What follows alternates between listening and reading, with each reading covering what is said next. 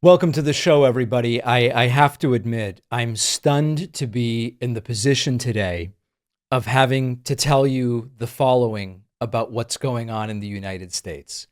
We are seeing the deployment of the military, not just to one city, but we are now starting to move towards President Donald Trump establishing a de facto police state nationally with the goal of deploying troops to numerous cities. If you thought that Donald Trump's authoritarian threats during the campaign were merely bluster, or if you believed, no, he's for real, but it's not going to go any further than LA, well, then we got Washington, D.C. And if you then thought, okay, it was the LA test case and then Washington, D.C., because Trump's in D.C. and he just wants to deal with what he sees around him and not go any further, then you are also wrong. Because what is happening right now in Washington, D.C. is being planned for cities across the country. And it is straight out of the authoritarian police state playbook. That's where we are. Thousands of National Guard troops and federal law enforcement officers are patrolling Washington, D.C., and we are now getting an escalation where guard units are openly carrying firearms. We're talking rifles, handguns, holstered sidearms on city streets. We have an armed National Guard patrolling city streets. Now, when the Pentagon is asked about what's going on, they say, oh, no need to worry. These troops are operating under strict rules for use of force. They're only going to fire in response to imminent threats of death or serious bodily harm. But we know the bigger picture of how these things develop. And while that may be true at this particular moment in time, there's the question of how long will that remain true? Here, for example, is Jeanine Pirro, former Fox News host, now a U.S. attorney, saying that Chicago as the next step is necessary because of the tyranny of being unable to walk around and go to dinner. Take a listen to this. What my response to that is, What? you know what tyranny is? Tyranny is when you can't walk outside and go to dinner. Yep. Tyranny is when they shoot you and the person walks out of jail before you get out of the hospital. Tyranny is when people are not made accountable. And they should hope that the president comes in with this unified force. And his joking only 9 arrests, I'll tell you what the good news is that this mayor can't figure out. The good news is that they're afraid to commit crimes. When you have an increased law enforcement, people in the community, especially the crime-ridden community, they're saying thank you. They're afraid to commit What Jeanine Pirro is arguing is that even though all of Trump's troops and this entire deployment of federal law enforcement hasn't really found any criminals, her argument is their mere presence has solved the crime problem, and therefore this is very much working. But what about the tyranny they used to warn us about? What about the tyranny of a police state? What about the tyranny of deploying federal troops to do domestic law enforcement, which, by the way, happens to be illegal, violating the Posse Comitatus Act? So the reality here is that we have armed soldiers patrolling the Capitol against the will of local leaders. So this is something we typically think about in war zones, situations of occupation, not the United States. And it's not stopping because the Pentagon has been planning a military deployment to Chicago, and it appears that that is going to be next. It won't just be the National Guard. It's potentially going to include active duty military as well. We could be days or weeks away from that. Thousands of Guard members sent to patrol additional city streets.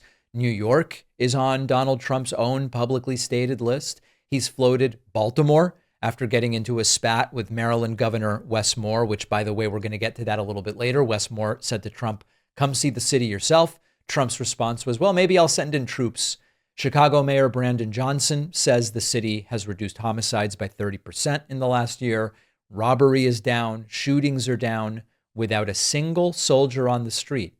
And yet Donald Trump wants to use Chicago and apparently New York as political props. That's what they are. Baltimore as well.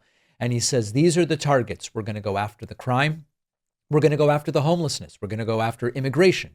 And we've now heard from Illinois Governor J.B. Pritzker, who says this is an attempt to manufacture a crisis and to abuse power, which of course it is. And to be clear, these are all democratically run cities. Many of them have black mayors. Many have majority minority populations. So we also have to consider and just acknowledge that there's an element here that is not really about crime. It's more about profiling. It's more about the idea of the sorts of people that we believe need to be policed by federal law enforcement and by the National Guard. And case in point, you look at DC, you aren't actually seeing the deployments to the areas with statistically higher crime. You're seeing the deployments to the areas that are more sort of cosmopolitan and conspicuous because it is all a show at the end of the day. So we've seen different versions of this. We've seen Republican elected officials sort of try to reframe urban America as an enemy territory that needs to be subdued. That's been something that Republicans for a long time has sort of worked with. And that's a version of what we're seeing here. It's the American carnage rhetoric that is extraordinarily racially tinged. We saw it in Trump's first inauguration, and now he's enforcing it with troops on the street. So the imagery is deliberate. It's not an accident. The armed troops stationed in, the public squares and detaining protesters and all of it. And the point here really is not to fight crime. The point is to show the feds will dominate you. It's a reminder to the political opponents. Trump's reach will extend right into your city, whether you want them there or not. If you can override local governments in DC, Baltimore, Chicago, and New York, then where would it stop? And so the question we now find ourselves asking isn't, are these deployments constitutional? The legal challenges are being prepared. That's something that is going to be sorted out by courts. The question is, do Americans understand what this means for the balance of power in this country, for checks and balances? Because this is a test run for something far bigger. They want to normalize a military presence, armed troops in U.S. cities under presidential control. Remember when Steve Bannon talked about Trump's going to send shock troops? They're doing it. They're doing it. And so I want to hear from the people who said, oh, I know it sounds like Trump's this horrible authoritarian, but it's a lot of bluster, and he really wouldn't be that different from Kamala Harris. And speaking of which, as a reminder, remember when Kamala Harris said this at her final campaign rally? And so many people said, oh, she's being hyperbolic. Donald Trump intends to use the United States military against American citizens who simply disagree with him. She was ridiculed for it by many. Even some on the left said, oh, she's being so hyperbolic. It's like the Hillary thing. Turned out Hillary not getting those 3 Supreme Court picks was a pretty damn big deal, wasn't it? So this is where we find ourselves. And the question now is, how are the American people going to respond?